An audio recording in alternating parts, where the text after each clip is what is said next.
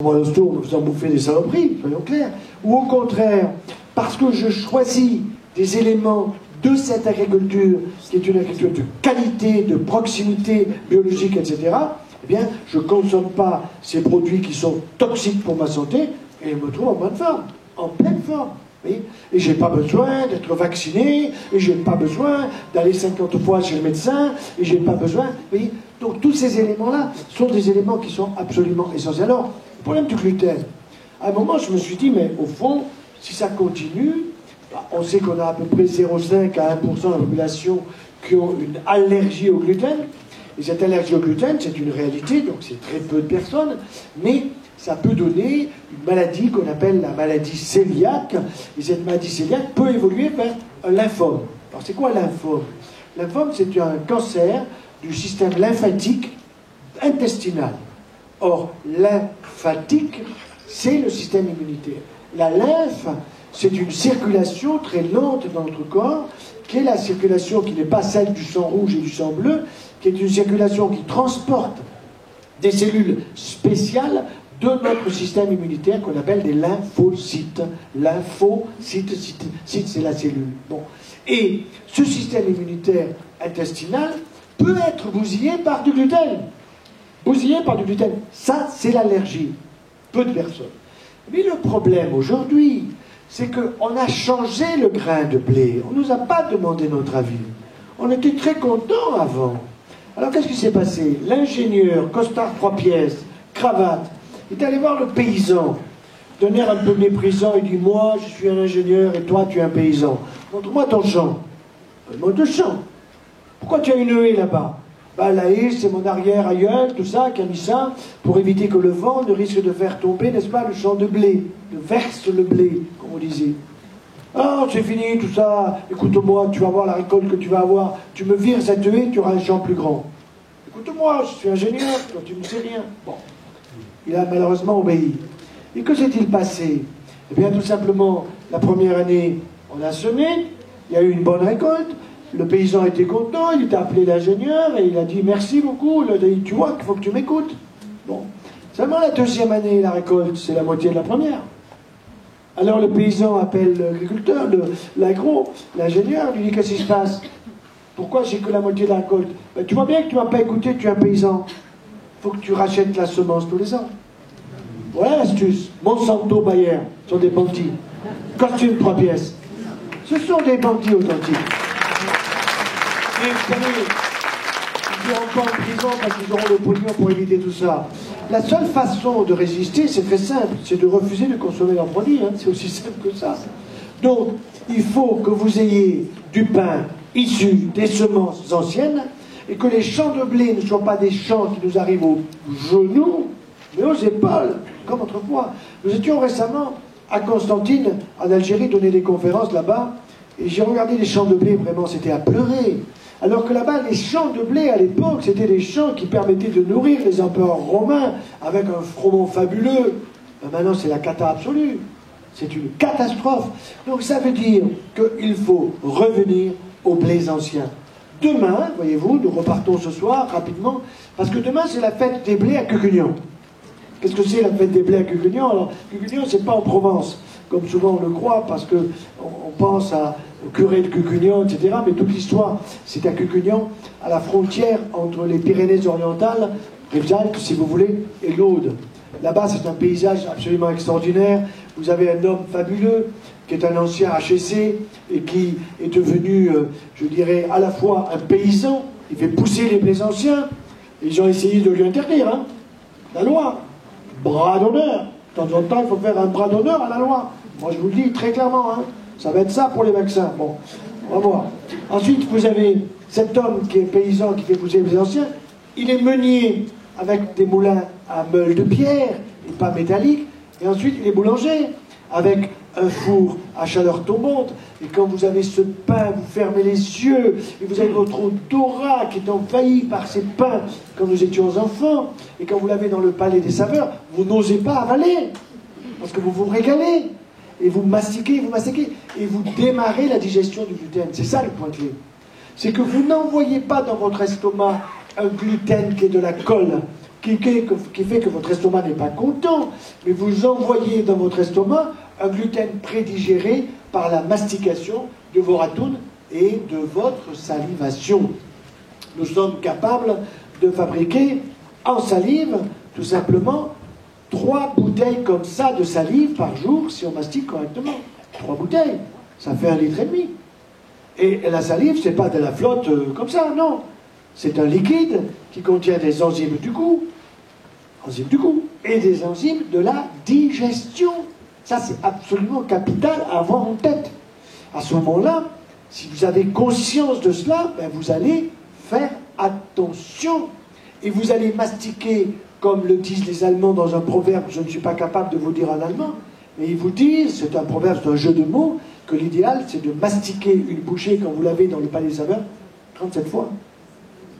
37, c'est ça? Bravo, 37. Donc, 37 fois. Faites 20 déjà.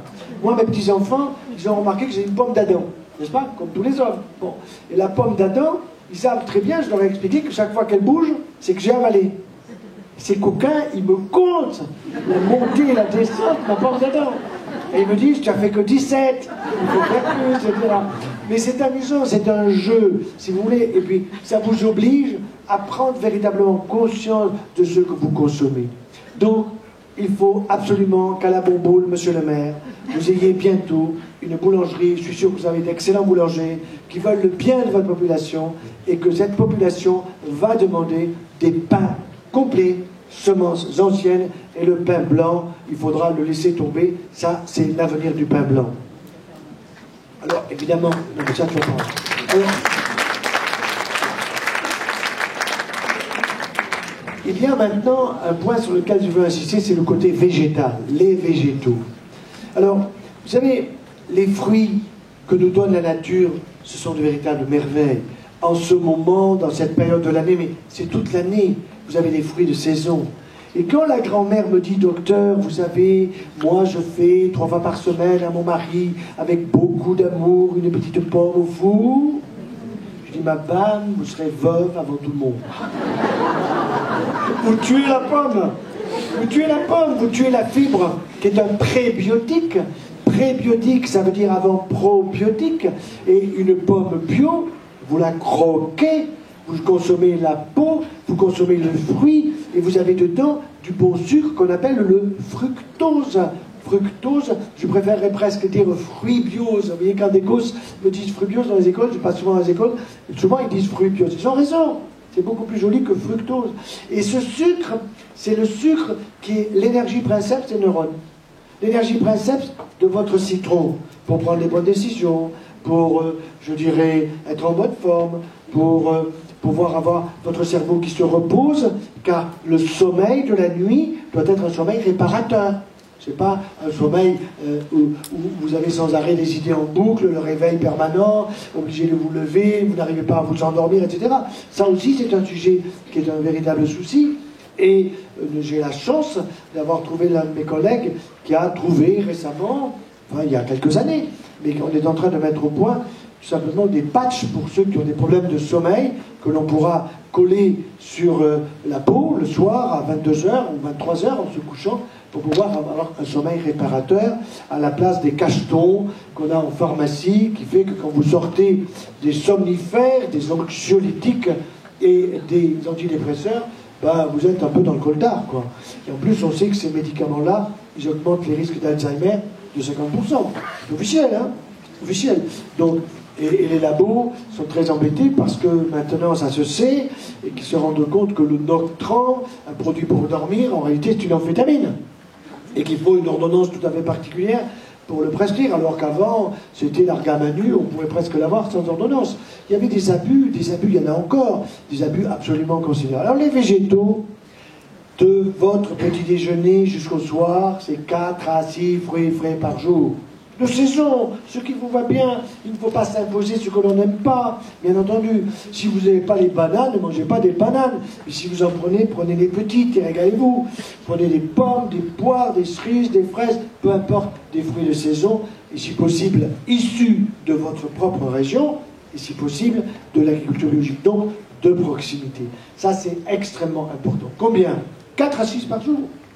L'enfant qui part à l'école, il doit avoir déjà son fruit sur sa table avant de partir au petit déjeuner. Alors vous allez me dire, oui, mais et qu'est-ce que vous lui donnez à boire? Ben, je lui donne à boire, tout simplement, un liquide qui sera peut-être du thym, tisane de thym, de romarin, de thé, du cacao. Moi, ce matin, j'ai pris un grand cacao avec du lait. Mais non, pourquoi voulez-vous mettre du lait? J'ai fait chauffer mon eau. Avant de chauffer mon eau, ben, j'ai pris pas ma gelée royale, mais j'ai pris mon énergie vitale. Ah, docteur, c'est quoi votre secret, énergie vitale? Ben, énergie vitale, c'est du miel, de la propolis, de la gelée royale, du ginseng, de la papaye, de la cérola. Tout ça, c'est dans un petit pot, c'est pas moi qui le prépare. Hein. Il y a des spécialistes qui font ça, ça ne coûte pas cher. Je mets ça sous la langue, et pendant que je fais chauffer mon eau pour mon cacao, eh bien, j'ai les abeilles que je remercie, qui me donnent du miel, de la propolis pour stimuler mon immunité, de la gelée royale pour stimuler mon énergie. Alors on me dit, mais vous êtes sûr, docteur, de ne pas avoir un cancer? Non. Et pourquoi vous me posez la question récemment? On m'a posé la question en conférence, ça m'a amusé. Je dis, mais pourquoi vous me posez la question? Ben, elle me dit, la dame me dit, mais parce que vous dites qu'il ne faut pas prendre de la gelée royale quand on a un cancer. Oui, c'est vrai. Et vous, vous en prenez de la gelée royale, donc vous êtes sûr de ne pas avoir un cancer? J'ai répondu, non, je ne suis pas sûr. Ah bon, mais pourquoi vous en prenez? Mais je dis, parce que je fais tout pour ne pas avoir un cancer. D'abord, je suis parfaitement nourri. Là, c'est grâce à elle. Moi, je donne la théorie et elle la pratique. Je suis un grand goûteur, bien sûr. Et ensuite, évidemment, je fais attention. J'ai une activité intellectuelle, je veux dire, je travaille beaucoup. Alors, je ne joue pas au poker, vous voyez, je ne joue pas au casino. Bon, je sais qu'on est dans un casino, mais bon, je vais au casino donner des conférences, mais pas pour balancer mon pognon n'importe comment. Et puis, je fais du sport. Là, je me suis préparé, je vais me préparer pour faire le Ventoux. En vélo. Pas tout seul, hein. Accompagné, bien sûr. Alors, on me dit, mais vous le faites en vélo électrique, mais vous m'insultez. On verra ça à 90 balais, on a le temps. Voilà, et dans le contrat de mariage, on fait tout ensemble. Donc, on fait le Ventoux ensemble. Voilà. Alors, c'est sûr que quand vous arrivez là-haut, vous avez sué, hein, croyez-moi. Hein. C'est du boulot, hein. Le Tour de France, ils mettent 1 heure, 1 heure et quart, mais ils sont dopés. Hein. Nous, on met 3 heures, 3 heures et demie, mais on n'est pas dopés. Bon, voilà. Alors, l'activité physique est importante. Alors, j'insiste beaucoup sur les fruits, évidemment aussi les salades tous les jours. Il faut prendre des salades de toutes les couleurs, du vert, du rouge, mettre des noix, des noisettes, des amandes, des pignons. Tout ça, c'est très important. Et bien mastiquer, de telle façon que vous ayez une bonne salivation, car la salivation vous donne la satiété aussi. Hein. Vous savez, ça aussi, je le raconte, c'est assez amusant. Nous sommes allés faire des formations pour apprendre à manger, à s'alimenter, à cuisiner en Martinique, en Guadeloupe, là-bas. Et là-bas, oh là là, le surpoids qu'il y a là-bas, je vous dis pas. Et alors on s'est rendu compte que les yayas, là-bas, ils sont préparés en métropole, mais pour leur faire plaisir, ils ont 10% de plus de sucre par rapport aux yayas de métropole. Alors j'ai dit, mais pourquoi ça? Ben, on m'a dit parce que les gens, ils adorent ça. Évidemment, on leur crée une addiction. Alors nous avons soulevé l'addiction, on est passé à la télé sur place, et du coup il y a eu un arrêté ou je sais pas quoi, au niveau de la préfecture, qui a interdit des yayas avec les 10% de plus. Bon, et ensuite je pense que la consommation de yaya va baisser, ça c'est clair, c'est très important. Mais ce qui est assez étonnant là-bas, c'est de se rendre compte combien les gens sont en surpoids, et ils mastiquent très peu. Il faut cuire les haricots pendant des heures. Bon, et quand, on va vous l'expliquer dans quelques instants, quand la cuisson est trop prolongée, eh ben vous transformez les protéines tout simplement en sucre. Or les sucres, ça va fermenter. La fermentation, ça fait du gaz. Donc tous là-bas, à la piscine, ils flottent. Ah non, mais c'est incroyable, hein. Puis alors, qu'est-ce que ça fait, les gaz? Il y a les gaz par le haut, il y a les gaz par le bas. C'est les pétarades assurées. Bon, j'ai l'autorisation de le dire. Quand nous atterrissons, on les entend. Non, je vous assure, hein, c'est effrayant. Bon, donc je pense que là-bas, ils ont compris. Mais vous voyez, par l'humour, on arrive à faire passer des messages. C'est quand même plus sympa que de culpabiliser les gens, etc. Bon, alors, le végétal, réfléchissez-le bien dans votre alimentation. Vous augmentez le végétal, vous voyez. Et les produits animaux, il ne faut pas les jeter. L'œuf à la coque tous les jours. À partir de 60-65 ans, et surtout dans les maisons de retraite. Les maisons de retraite, je ne sais pas comment c'est chez vous, mais à Montpellier, quand vous arrivez, on vous offre un plumier. Vous dites, tiens, ça me rajeunit, on va mettre les crayons et les gommes. Non, non, c'est pas ça. C'est que vous avez lundi, mardi, mercredi, 8h, 10h, midi. Et dedans, vous avez des pilules. Alors, il y en a pour respirer, il y en a pour y voir, il y en a pour entendre, il y en a pour le trou de balle, pour les hémorroïdes, il y en a pour tout. Évidemment, le pharmacien est content, n'est-ce pas?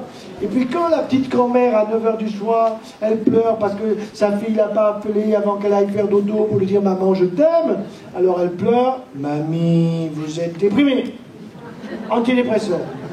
Bon, elle dort comme un loir, mais elle se réveille, j'ai pas dormi la nuit. Évidemment, parce qu'elle se réveille, sa fille n'a pas appelé, n'est-ce pas? Alors, voilà, somnifère. Bon, ça, c'est totalement abusif. Alors que dans les maisons de retraite, il doit y avoir un œuf à la coque tous les jours. Je n'ai pas dit un œuf dur. Si vous voyez une poule qui pond un œuf dur, vous me l'amenez. Donc, jaune liquide. Non, la poule, oui. Menez la poule. Bon, jaune liquide, un peu de sel, on se régale. Il faut qu'il y ait évidemment un ballon de bon vin, c'est du végétal. Je ne vais pas dire litron. Plutôt rouge que blanc, il y a plus de calcium, il y a des polyphénols. Et les polyphénols, ils permettent la contraction de la musculature intestinale, ça évite la constipation. Oui. Or, la constipation, c'est pas bon. C'est pullulation, putréfaction. D'accord? Apparition de polypes, risque de cancérisation. Hein? Ça, c'est extrêmement important d'éviter la constipation dans tous les jours. L'huile d'olive, oh, que c'est bon l'huile d'olive. Pas comme les Anglais. Vous savez que les Anglais, ils n'ont pas de palais. Ils ont une reine, ils n'ont pas de palais. Et alors, ils veulent une huile d'olive désaromatisée. Complètement dingue, quoi. Alors que l'huile d'olive, mais d'abord vous la sentez, vous la mettez sur un bout de pain, au lieu de mettre du beurre sur la tartine, la veille au soir, vous mettez dans la cupule l'huile d'olive, vous mettez ça au congélo, le lendemain vous prenez le couteau, vous grattez. Quoi, il n'y a pas d'huile d'olive à Clermont-Ferrand, il y en a dans toute la France l'huile d'olive. Il y en a même ici à la Bourboule, c'est sûr. Donc, ça veut dire quoi? Ça veut dire que ces produits végétaux sont extrêmement utiles, il faut les repérer, il faut les mettre dans son frigo, il faut virer. Alors, dans le frigidaire, vous avez le frigo et le congélo.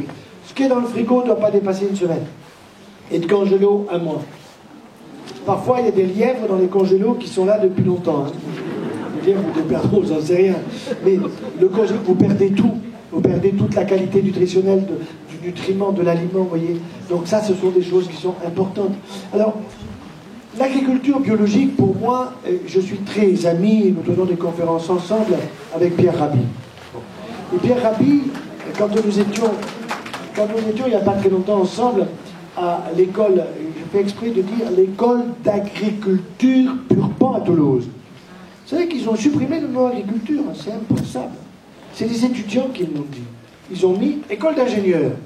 Bon, école d'ingénieur, d'accord, mais école d'ingénieur agronome, école d'ingénieur ou d'ingénierie agriculture. Bon, non, mais pourquoi? Parce que vous avez Monsanto qui est derrière. Parce que vous avez les... Alors, quand avec Pierre Rabhi, nous avons donné la conférence là-bas, c'était très intéressant, parce qu'il y avait 700 élèves qui étaient passionnés. Vous aviez les profs sur les côtés qui faisaient la gueule. Vous comprenez? Parce que les profs, eux, ils doivent informer tous ces élèves sur tous les produits de l'agriculture conventionnelle. Vous comprenez? Pour qu'ils puissent être de véritables ingénieurs qui vont faire utiliser, par guillemets, le paysan. Eh bien, le paysan qui est Pierre Rabhi, il a eu une phrase extraordinaire quand nous étions ensemble, c'est « soigner la terre, c'est soigner l'homme ». C'est exactement ça. Et je dois donner le 8 juillet une conférence dans la ville de Sète, sur la mer. Soigner la mer, c'est soigner l'homme. C'est la même chose. Alors, le gros problème, c'est la présentation, si vous voulez, le choix des aliments, et c'est la préparation, le conditionnement des aliments. Et ça, c'est un point qui est extrêmement important, parce que vous ne pouvez pas tout acheter bio. C'est vrai que c'est plus cher, mais vous regarderez une chose, c'est que quand vous achetez, par exemple, un poulet conventionnel, vous le faites cuire, il devient un pigeon. Il en faut 3. Vous comprenez? Parce qu'il est plein de flotte. Bon. Alors que vous aurez avec les 3 le même prix si vous avez un poulet issu de l'agriculture biologique. Et ça, ce sont des choses qui sont importantes. Et nous avons fait, mon épouse a fait le calcul de la même chose que vous achetez en biologique et la même chose que vous achetez en conventionnel avec les saloperies qui sont à l'intérieur. Bah, évidemment, vous allez vous rendre compte qu'au fond, vous allez acheter moins en quantité du côté du biologique par rapport à l'autre côté, et ça ne sera pas plus cher. Mais ça aussi, ce sont des données, parce qu'on vous fait passer, c'est plus cher, mais vous remarquerez que dans les supermarchés, ça y est, vous avez des rayons bio. Il faut faire gaffe, hein. Le bio de Chine reste aux Chinois. Les figues bio de Turquie restent aux Turcs. Demi-tour. On les aime beaucoup, les Turcs. Mais nous, on veut des figues de chez nous. Vous comprenez? Voilà. Ça, ce sont des données qui sont très importantes. Je vais maintenant laisser la parole avant que nous puissions passer à la discussion, parce que je vois que c'est déjà 3h30, que nous puissions, que vous puissiez avoir quelques données. Tu as pas plus d'un quart d'heure. Non, parce qu'elle est moins bavarde que moi, mais elle est bavarde aussi. Hein. Alors, donc, sur le conditionnement et la cuisson, parce que ça c'est très important, tu es vraiment une excellente experte sur les... Merci beaucoup.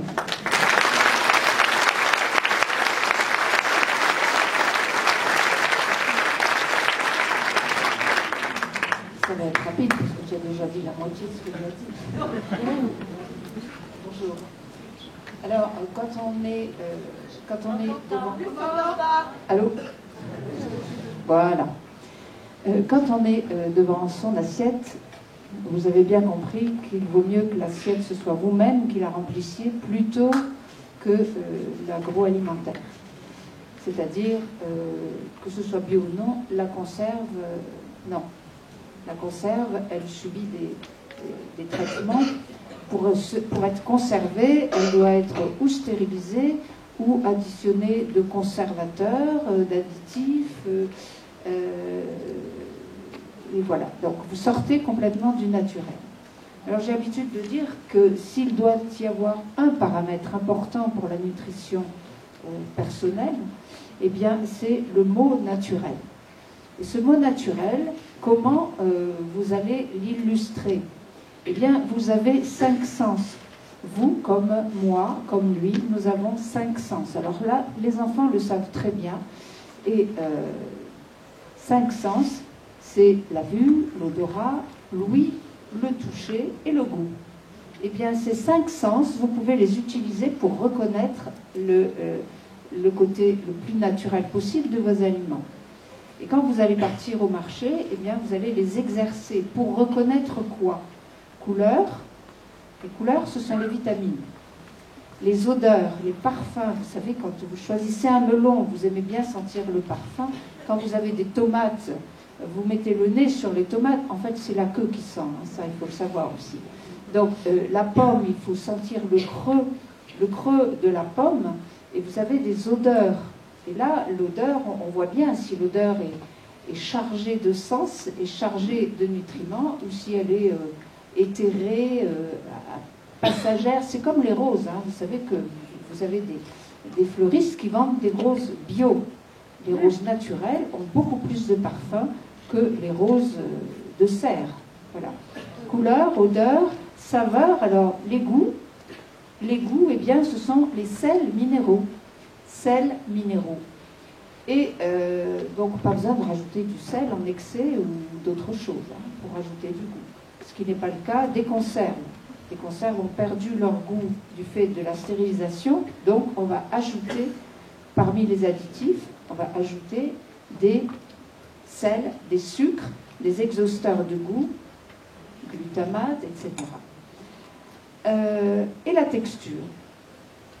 La texture, eh bien, c'est très important. On vous parle beaucoup du microbiote, du rôle important de l'intestin pour nos défenses immunitaires.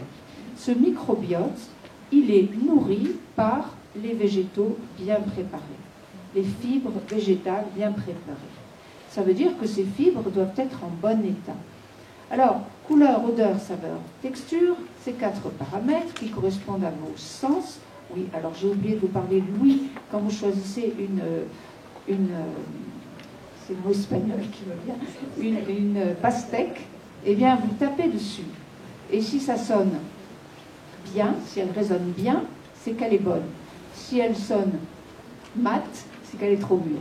Voilà, donc important. Donc ces paramètres, eh bien, vous allez les utiliser au quotidien pour choisir, mais ils vont vous être très utiles aussi pour reconnaître le degré de cuisson. Quand on parle de conservation, il y a plusieurs paramètres en cause. La température, c'est pour ça qu'on met au frigidaire.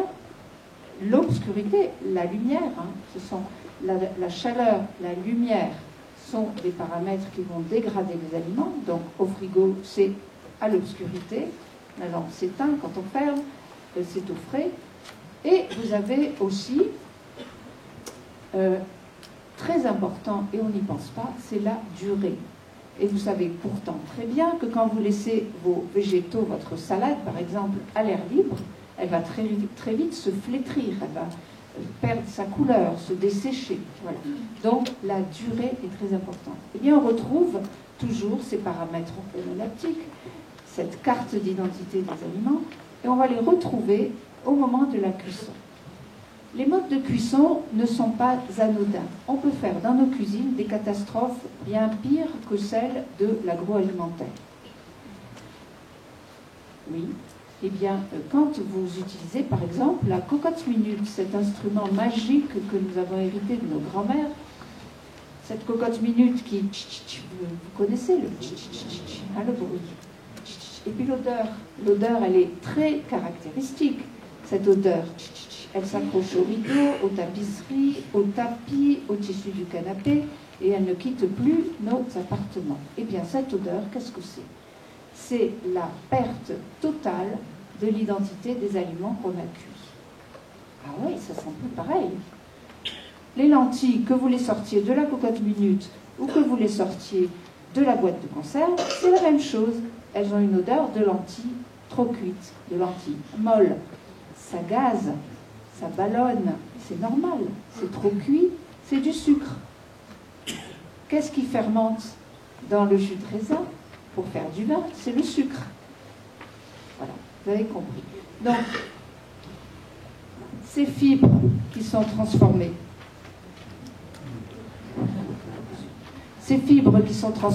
en sucre,